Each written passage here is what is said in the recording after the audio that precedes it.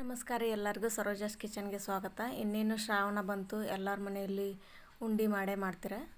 So ನಮ್ಮ ಮನೆಯಲ್ಲಿ ನಾವು ಶೇಂಗಾದ ಉಂಡೆ ಯಾವ ರೀತಿ ಮಾಡ್ತೀವಿ ಅಂತ ತೋರಿಸ್ಕೊಡ್ತೀವಿ. ನೋಡ್ತಿರ್ಬೋದು ನೀವು ಯಾವ ಥರ ಬಂದಿದೆ ಅಂತ. ಫಸ್ಟ್ಗೆ ನಾನಿಲ್ಲಿ 1 kg ಶೇಂಗಾನ ಈ ಥರ ಹುರ್ಕೋಬೇಕು. ಅಂದರೆ ಜಾಸ್ತಿ ಹೊತ್ತಿಸ್ಲೂಬಾರ್ದು, ಈ ರೀತಿ ಹುರ್ಕೊಂಡು ಸಿಪ್ಪೆನ ಬಿಡಿಸ್ಕೋಬೇಕು ಈ ರೀತಿ. ಆಮೇಲೆ ಇದನ್ನ ಸ್ವಲ್ಪ ತರಿಯಾಗಿ ಮಿಕ್ಸಿಗೆ ಹಾಕ್ಕೋಬೇಕು.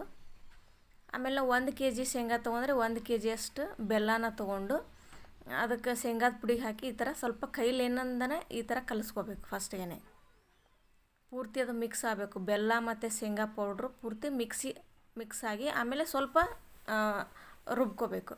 ಆಮೇಲೆ ಈ ಥರ ಇದು ಗಟ್ಟಿ ಆಗುತ್ತೆ. ಸೊ ಇದು ಆರೋಗ್ಯಕ್ಕೂ ತುಂಬ ಒಳ್ಳೆಯದು. ನಾನಿಲ್ಲಿ ಯಾವುದೇ ರೀತಿಯ ಪಾಕ ತೊಗೊಂಡಿಲ್ಲ. ಈ ರೀತಿ ಮಾಡಿ ಉಂಡೆ ಮಾಡೋದ್ರಿಂದ ನೀವು 1 ವಾರ ಇಟ್ಟರೂ ಏನೂ ಆಗೋದಿಲ್ಲ. ಸೊ ಮಕ್ಕಳಿಗೂ ಹೆಲ್ದಿ ಫುಡ್ಡು, ಆಮೇಲೆ ಲಂಚ್ ಬಾಕ್ಸಿಗೂ ಹಾಕಿ ಕಳಿಸ್ಬೋದು ನೀವು.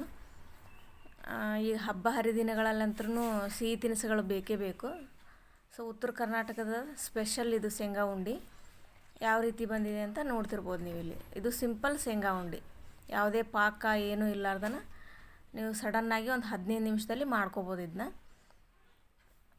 ಪ್ಲೀಸ್ ನಮ್ಮ ಚಾನಲ್ನ ಯಾರು ಸಬ್ಸ್ಕ್ರೈಬ್ ಮಾಡಿಲ್ಲ, ಸಬ್ಸ್ಕ್ರೈಬ್ ಮಾಡಿ, ಒಂದು ಲೈಕ್ ಕೊಡಿ. ಸೊ ಯಾವ ರೀತಿ ಬಂದಿದೆ ಅಂತ ನೋಡ್ತಿರ್ಬೋದು ನೀವು. Thank you for watching.